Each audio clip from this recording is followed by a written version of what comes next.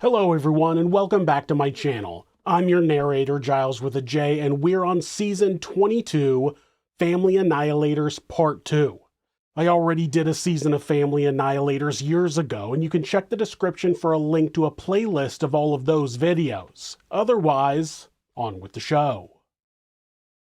Henri van Breda was in the bedroom of his family home during the early hours of January 27, 2015 when he heard a noise coming from the nearby bedroom he shared with his brother Rudy. Curious as to who else was awake at the time, he peered out of the doorway into the bedroom and was shocked to see a well-built black male shrouded by darkness and wearing both gloves and a balaclava striking his sleeping sibling with an axe.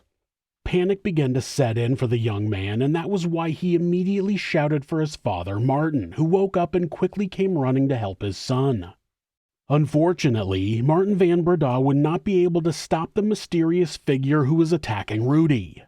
The intruder would end up overpowering the father and fatally striking him in the head with the same axe as before. As that was happening, Henri remained frozen in place in the bathroom, unable to move out of terror over what he was seeing. And that was where he remained as the intruder proceeded to finish off not only Rudy, but also kill Teresa and Marley, the mother and daughter of the household. In fact, Henri didn't build up the courage to get involved at all until the man then attacked him. Thankfully, though, he was able to fight the masked figure off, even if he did get injured in the process. He was then able to chase him away, all before calling his girlfriend at around 4:42 a.m. to tell her that something terrible had occurred and that he needed help. At least that was the story Henri would initially tell authorities when they later showed up at the scene. In truth, though, as it would eventually be revealed, no such mystery figure had existed. No, this had all instead been a poorly thought out way to cover up the fact that he was the one who had attacked all four members of his family with an axe in one of the most brutal crimes imaginable. This is Monsters.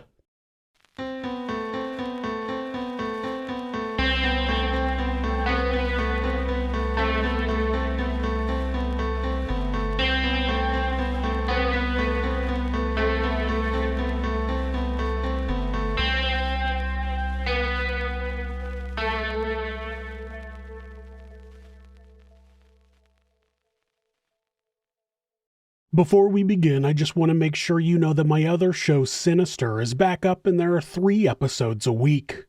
They're dark stories from history, and if you like this show, you'll probably like that one. Give it a shot. There are links in the description.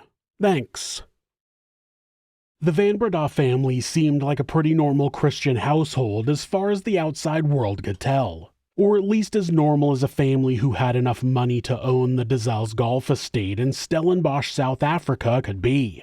After all, they were successful, well-liked within their community, and didn't seem to have any obvious dark secrets that were being hidden away. With the exception of their youngest son Henri, that was.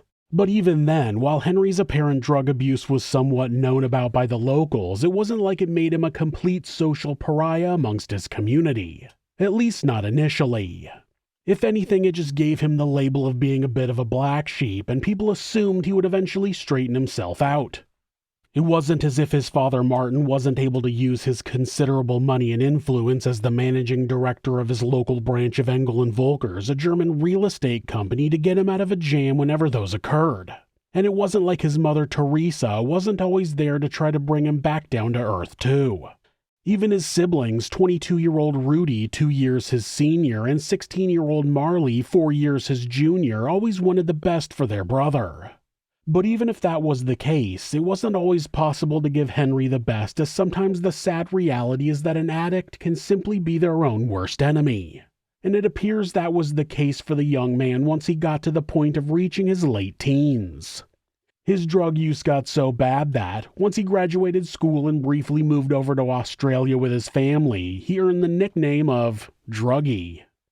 One close acquaintance of the Van Breda family later claimed that those issues had gotten Henri kicked out of university, and that had been considered a huge black eye as far as his parents were concerned. Of course, that wasn't the story the family presented at the time, though. No, the way they framed it, Henri had simply chosen to drop out of his course and return home to South Africa, with his reasons for that being vague. While many around the Van Bredas were at least to some degree aware about the young man's issues, the family still felt the need to keep up appearances. That said, once things were behind closed doors, arguments would regularly start, with them almost always centering around how Henri was throwing his life away and how his parents could only do so much to get him back on track. The thing they were particularly struggling with after they moved back to South Africa was getting him into another good school. But despite the initial difficulties in doing so, Henri eventually managed to get enrolled at Stellenbosch University.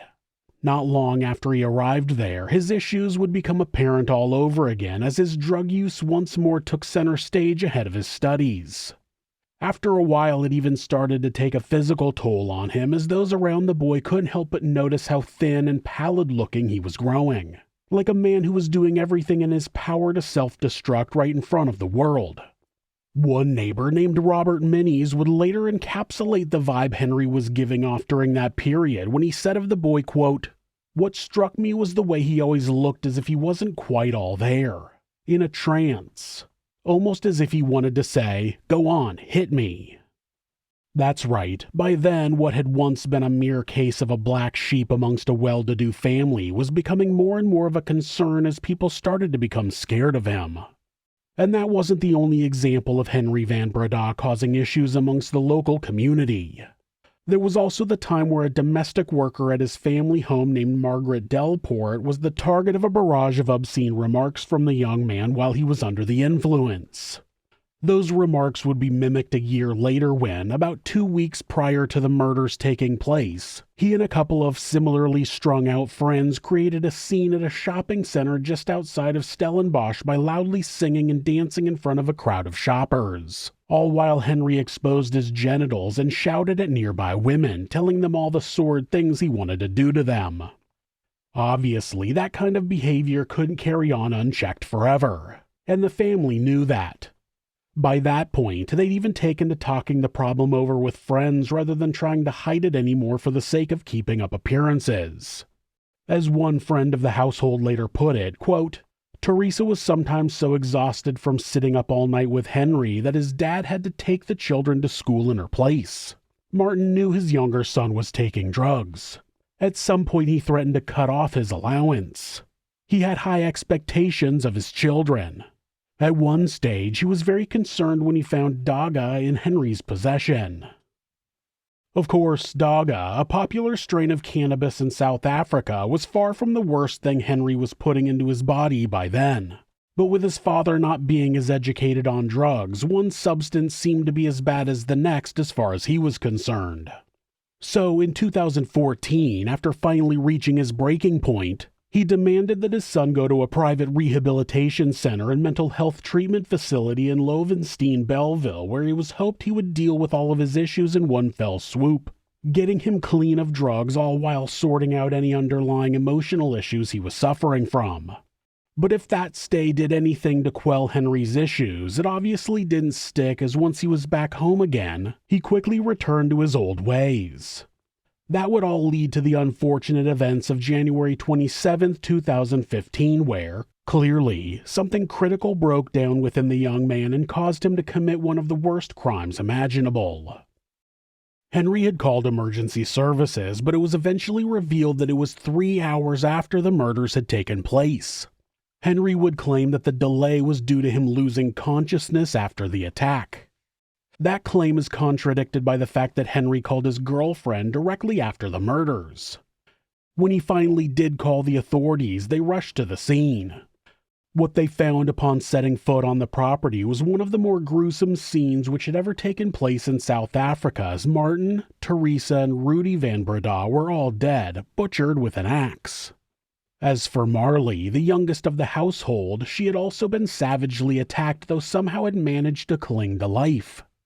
Despite suffering from the same severe head trauma which had killed 3 other members of her family, she had not succumbed to death herself. She was immediately rushed to a nearby hospital where it was hoped she could be saved. Then there was Henri, the only member of the family who had escaped relatively unharmed. Sure, he did have multiple knife wounds on his body, something which was apparent to see as soon as the cops arrived and found him sitting outside on the doorstep, clothes bloody. But aside from that, he looked physically fine, even if he was clearly in a lot of emotional distress. He claimed that he had been able to fight the intruder off before they could do any real harm, and for the moment, the authorities accepted that. Pretty quickly, though, some problems with the official story started being noticed. Why was it that Henri had chosen to call his girlfriend first before calling the emergency services? He would later argue that he simply hadn't known what the emergency services number was, as he'd never learned it upon moving back to South Africa. But that seemed suspicious, as it wasn't like he was completely new to the country. And even if that statement was true, the fact that he'd only reached his girlfriend's voicemail and left a message didn't exactly suggest that he was looking for urgent help. As if that wasn't enough, once he eventually did find the number for emergency services 3 hours later and called it, why had he spoken with such a nervous giggle over the phone as he told the operator on the other end, quote, "My family and me were attacked by a guy with an axe"? Had he just been anxious and in the throes of grief, with that causing his words to sound odd given the circumstances? Or was there more to the story than met the eye? Those were the questions the authorities were soon asking, and it was over the course of the investigation that further suspicious details began to come up. First, despite him claiming that the murderer had broken into their house probably to try and rob them, there were no signs of forced entry into the house. In fact, after an investigation was carried out into the potential for a breach of the property having taken place that morning, it was deemed to be highly unlikely. After all, no windows had been smashed, no locks had been broken, and no doors had been forced in. The family's home alarm system hadn't even gone off. Yes, it was possible that someone could have gotten past the security system without setting it off, and perhaps they could have entered the home in a more discreet way, leaving no evidence behind of how they'd broken in. But that would have required an incredible amount of skill for a thief, as the house was protected by a large electric fence and numerous CCTV cameras. And to go to all that effort, only then to not steal anything, well, it just didn't make sense. Rather, what made the most sense was that there had been no thief in the house at all, and that the person who carried out the murders had been inside the entire time. Then, of course, there were other details that didn't back up the intruder story. Details like the family dog Sasha making absolutely no noise that might have been heard by the neighbors. As any dog owner will tell you, if someone new walks into their territory, then the animals are usually hyper-aware and will let it be known via barking or general agitated behavior. But Sasha had done nothing of the sort on January 27th, lending even more credence to the idea that no break-in had actually occurred. Henri would try to explain that away by claiming that Sasha was about as far away from a guard dog as a canine could get, and was not one to bark. But that was contradicted by information found that suggested the dog had been known to get very excitable and alert whenever a new domestic worker started at the house. The investigators were also at a loss to explain why, if it was indeed a simple robbery attempt gone wrong, the thief would show up at the robbery with an axe. If the goal was to murder the Van Bredas, maybe that would have been the logical weapon to carry, but nothing about the family's history, their standing in the community, or the claims of the only surviving member of the household backed that up. All that was left was the question of who would bring an axe to a robbery, even in a country like South Africa where crime was known to be a lot more violent. And who would leave it there afterwards for police to find, even in the event they were fleeing the scene as quickly as possible. For that matter, why would they flee at all and leave a witness still alive? Yes, Henri argued that he'd been able to fight off the intruder, but considering the intruder was wielding a deadly weapon which had not only killed 3 of his family members, but also critically injured another, his claim raised alarm bells. Really, if someone had gone that far and was that physically capable, the idea that they would simply run away, leaving one person virtually unharmed and able to tell the tale of what had occurred seemed unlikely, even if Henri had been briefly able to break away from his grasp. Even the specific injuries Henri had on his body didn't add up, as they were so wildly different to those the rest of the Van Bredas had. To look at his wounds when held up next to his family's, it almost seemed like he'd done them to himself. Understandably, it didn't take long for suspicion to shift to the only other person who could have possibly carried out the murders: Henri. That said, it was not something the police were willing to charge him with easily. No, before they formally accused him of murder, they wanted to make sure they had the full story straight and all the evidence in place. That's why they waited for Marley to recover enough so they could interview her and learn more about what had happened that night. Unfortunately, though, that was a lot easier said than done. That was because, while she was now out of intensive care and was on the road to overall recovery, the trauma to her brain left behind by the axe had removed any memory she had of the incident. And not just that either, it had removed much of her memory of her life over the prior few years, to the point that she was diagnosed with a case of retrograde amnesia, so she was not able to offer up any more clarity about what had happened at her home that evening.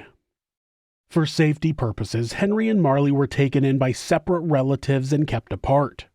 During that time, while Henri was living with his uncle, he would spend a lot of his time in isolation, keeping himself away from the prying eyes of those around him as much as possible. But that was understandable considering many of them fully believed by then that he was the one who had carried out the murders of his father, mother, and brother and the attempted murder of his sister.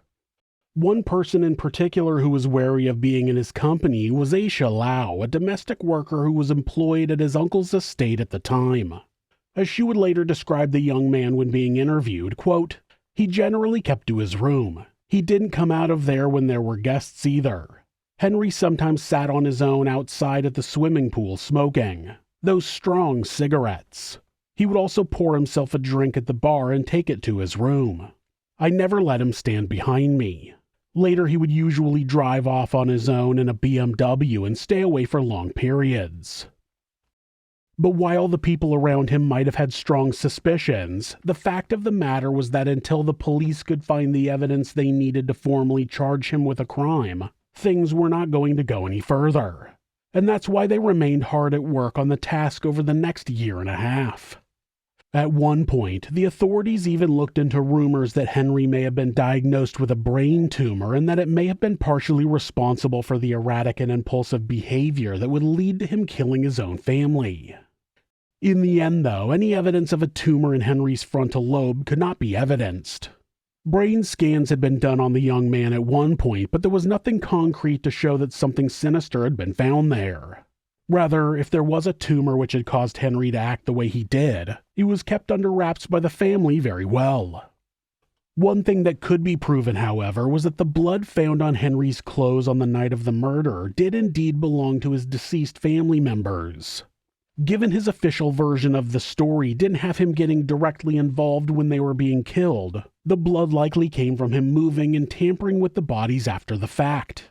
As court documents reveal, quote, "It is believed that after the commission of the crimes, the accused tampered with the crime scene, inflicted injuries to his person, and supplied false information to the police in order to mislead police as to the true identity of the perpetrator." Obviously, then, they were getting closer to an official arrest. They just needed to find that motive. That was something they found when they learned the full depth of Henri's drug issues and the effect it had been having on his relationship with his family. As one source would tell the police, things had gotten so bad within the Van Breda household, Martin and Teresa had actually threatened to cut their son off financially.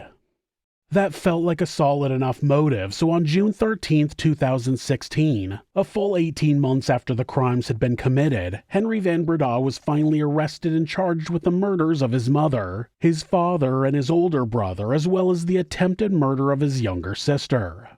An additional charge of defeating or obstructing the administration of justice was also added.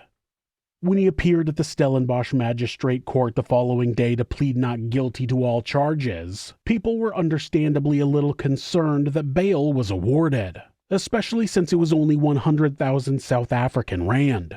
That would be in the 4,000 to 5,000 range of US dollars, euros, or British pounds. Then at a pre-trial hearing held at Western Cape High Court in September of 2016, The prosecution realized they didn't have all the DNA evidence they needed to go forward, so they requested that the trial date be postponed. Meanwhile, rather than laying low and trying his best to get public sentiment on his side, Henri was only getting himself into further trouble as, after making bail, he returned to living with his girlfriend Danielle. It was while staying with her that the pair would get arrested on September 6th after being found in possession of cannabis. Sure, that was incredibly minor when in comparison to the other crimes Henri was being accused of, but it just added to the sense that this was someone who really didn't care about the consequences of his actions and who was going to continue to cause problems for as long as he was a free man.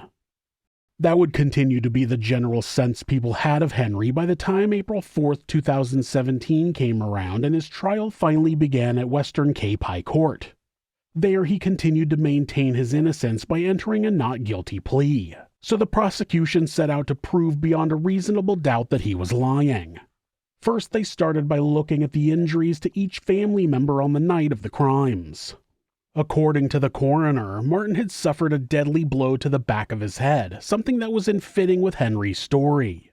Other than that, he did not have any defensive wounds on his person, suggesting he'd been caught off guard when he was killed and was not in fact in the middle of a struggle with an intruder. The prosecution argued that was evidence that Henri was lying and trying to cover something up.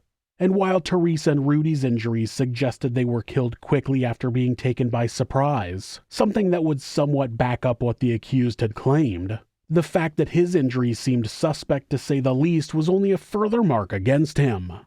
As the prosecution would put it, Henri's wounds being completely superficial and left in a way that could have easily been done by himself only lended further credence to the idea that it was him who had killed his family, not a masked intruder. All the other members of the family had been struck with an axe. In his case, however, he'd merely been injured with a knife. Henri would continue to claim that the lack of serious injuries on his body was as a result of him fighting off the intruder and then running him out of the house before he could do any more damage. But that was something the prosecution found incredibly hard to believe. In particular, the fact that the blow that ultimately killed Martin was delivered to the back of his head struck them as a huge red flag. Why would someone who was trying to defend himself from an axe-wielding murderer turn his back on them in the middle of a fight? Then, of course, there was the DNA evidence, or lack thereof, which was discovered at the scene. Despite forensics doing a full sweep of the Van Breda home after arriving there on the morning of the murders, no foreign DNA, fingerprints, or shoe prints could be found anywhere on the property. That suggested that no one had broken into the house that night and that the killer had to have been inside already. The defense would point out that that wasn't necessarily proof of anything, as the killer could have feasibly gotten away without leaving any DNA behind, but it was still unlikely that that had been what had happened. The Occam's razor approach to solving the mystery would definitely suggest that no intruder was there at all. So that would leave only one potential culprit: Henri.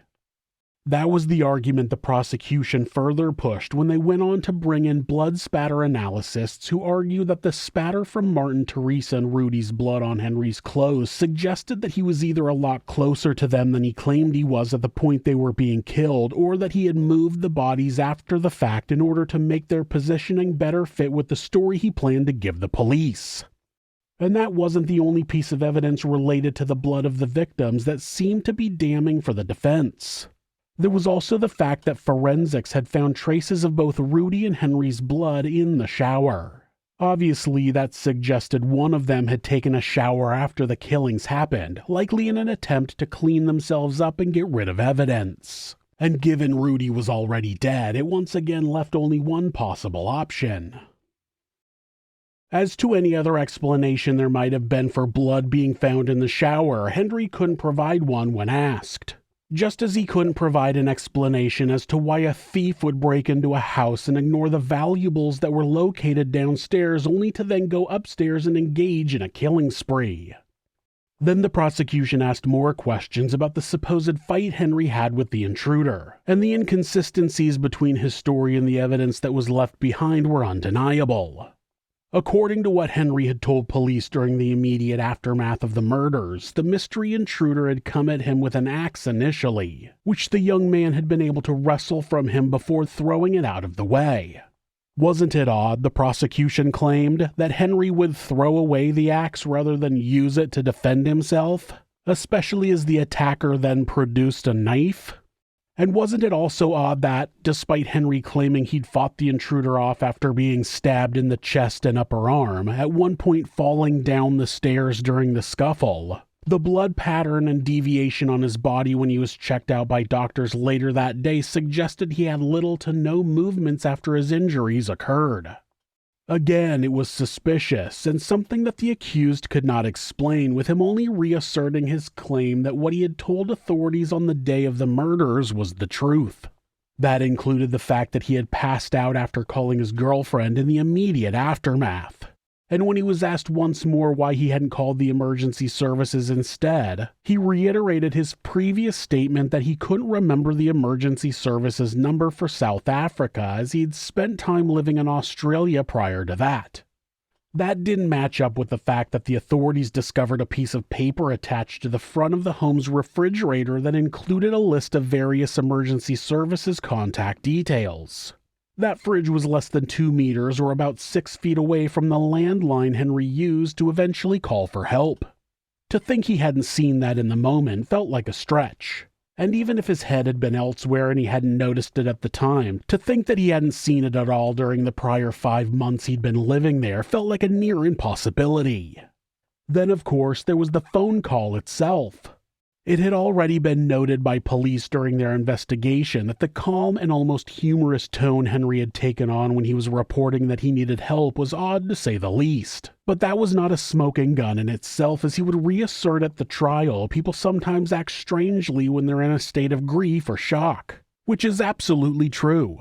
What was considered strange was the audio log of the same call where Henri told the operator that his sister Marley was still breathing and was even moving a little, though she was bleeding badly.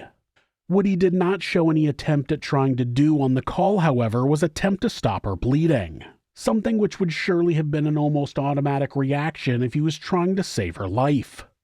On top of that, at no point did he attempt to go get help from a neighbor or from the estate security, a move which could have been the difference between life or death as he waited for emergency services to arrive on the scene. As to why he hadn't done that, again, Henri had no explanation other than to say that he was panicking in the moment and not thinking clearly. He explained that he had just woken up again after falling unconscious for several hours, so he was probably still in a bit of a daze. But Henri's claim of passing out was supposedly from blood loss, and the prosecution pointed out that all of his wounds were superficial and would not have resulted in the amount of blood loss to cause unconsciousness. The prosecution also pointed out that falling unconscious as a result of a concussion or emotional shock would only last a few minutes, not hours. The defense stated that Henri had since been diagnosed with epilepsy, and it was possible that he had suffered a seizure brought on by severe stress, which could have lasted for over 2 hours and could have accounted for the time he was unresponsive. It would have also explained his calm demeanor upon waking up, as his senses would have likely been dulled temporarily after the attack. But even that was something the prosecution had an answer to, as they argued that Henri's epilepsy diagnosis had been given mere months before the trial had begun, 3 years after the murders. And that diagnosis had heavily relied on the words of the boy himself, not the assessment of a doctor. It was a diagnosis that was fairly flimsy and not something that could have been used to explain away such a huge discrepancy in his testimony from 3 years prior. And even if it couldn't explain away so many other nagging details that didn't add up.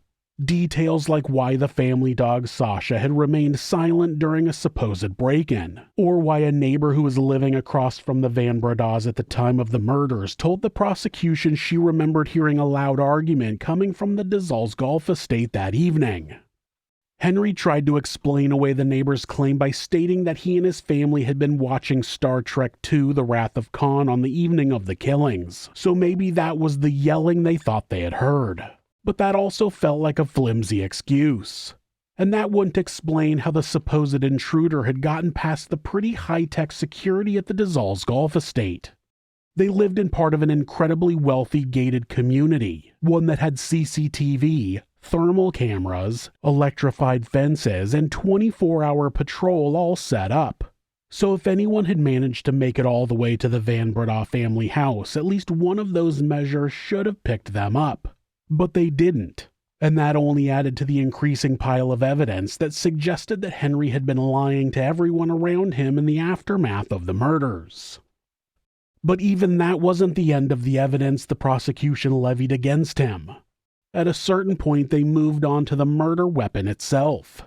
As they explained it, when that weapon was later found by police, it had Henri's fingerprints on it. And while that could be explained away as having happened when the boy was wrestling the axe away from the man trying to kill him, it could not explain the other unidentifiable fingerprints on the handle. Something that wouldn't have been left by the supposed killer if he was indeed wearing gloves as Henri had claimed. Then there was the fact that both the axe and the knife that was used to cut Henri had originated inside the Van Breda house.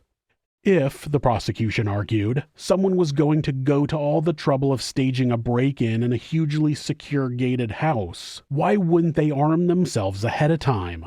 Why would they wait until they got there to look for a weapon? When all the details were added up, it was definitely painting an increasingly bad picture for Henri van Breda's hopes of being found not guilty. And then came something closer to a smoking gun. The thing that seemed to prove beyond any reasonable doubt that Henri had been lying to the police. The discrepancy about how many intruders had actually been there on the night in question. Basically, back when he'd given his original statement to the police, the accused had claimed that there had been one intruder in his family home, the one he'd been able to fight off. But now that he was on the stand, he instead changed his story and argued that there had been two masked men there that evening. As he claimed, he'd told the police that at the time, though no record of that ever being said could be found. Really, it all felt like he was just trying to confuse the matter by throwing things back on the authorities, arguing that they had messed up the investigation as they should have been hunting two killers all along. That was supported when the prosecutor produced the original statement which claimed there had been only one intruder, and it was signed by Henri van Breda. It also seemed unlikely that he had fought off the one supposed intruder, but now he had fought off two intruders? Bullshit. Despite all that, though, there were two people who continued to stand by Henri throughout the trial regardless of the eventual verdict. They were Lita Nell, the boy's aunt, and of course Danielle Jens van Rensburg, his girlfriend. Each of those women simply refused to accept that there was any possibility Henri could have done what he was being accused of doing, as, even if he did have his issues, there was nothing about him which suggested he could have murdered his own family in cold blood. As Danielle would state when interviewed by South Africa's You magazine not long after her boyfriend's initial arrest, quote, "Anyone who spends a day with him will realize he couldn't do such a thing. I believe in his innocence 100%. When he talks about his family, he gets emotional, but he's doing well. He's strong, really very strong. He'll often bring up his family and talk about his brother especially. He remembers only the good." Unfortunately for them and for Henri, the judge would not agree. On May 21st, he found Henri guilty on all charges. He said, quote, "You've displayed no remorse. No compelling circumstances have been placed before us." On June 7th of that same year, Henri van Breda was sentenced to 3 life terms in prison for the murder of his father, mother, and brother, as well as an additional 15 years for the attempted murder of his sister and a further 12 months for the obstruction of justice. He filed appeals against his convictions, but they would all be rejected. He will likely be in prison for the rest of his life, and though it's only speculation, it seems that he was simply after his parents' money. Whatever the truth, one person who no longer wants anything to do with the whole situation is Marley van Breda, the only surviving victim of the murders. Today, she's retreated from the public spectacle that was the trial of her brother and has done everything she can to move on with her life. Sure, as a result of her amnesia, she still can't remember anything that happened on that fateful night, but based on the fact she did not speak in her brother's defense at his hearing and has made no public statement in support of him in the years since, she likely sees him as being guilty. No matter what she thinks of him as, everyone else should think of him as a monster.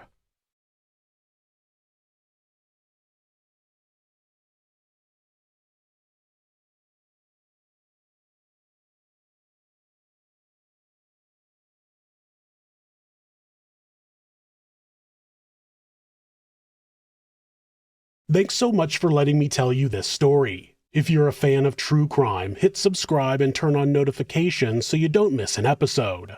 You can also hit like or leave a comment. If you'd like to support the show, check out our merchandise at thisismonsters.com. The link is in the description. Thanks again, and be safe.